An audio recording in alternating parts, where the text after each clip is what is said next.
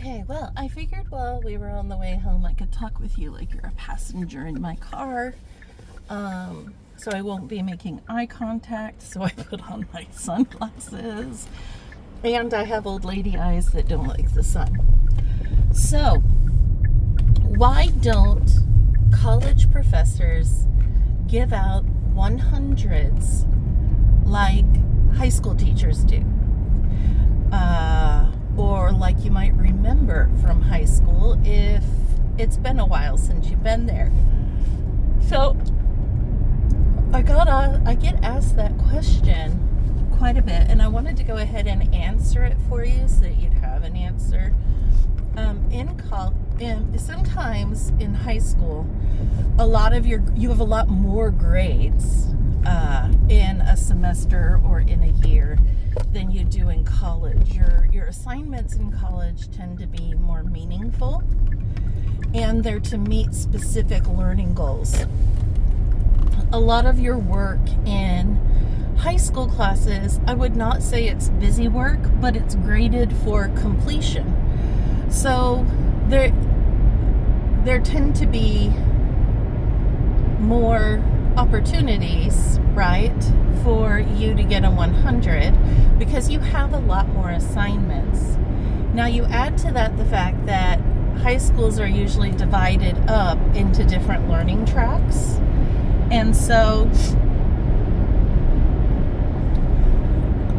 on any given test, I expect at least a portion of the class to make A's. And if they don't, then I would do what's called a curve, where I bump everyone's grades up because clearly there's something wrong with the way the test was designed if nobody passed or if nobody made an A. So A's are not hard to get in college, but 100s might be.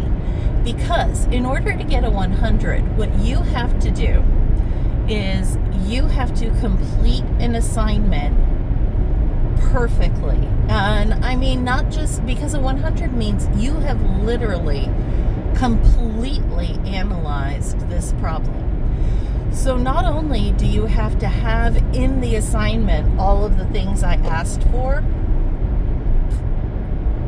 they have to be in there in a way that doesn't leave anything out. So if you're doing a discussion or like an essay question, that a 100 on an essay question would mean not only did you answer the question and at the right length and in the right format, but also the way that you answered the question, there's nothing left to say about that question. You have so thoroughly answered the question that there's no point that's been untouched that anyone could bring up.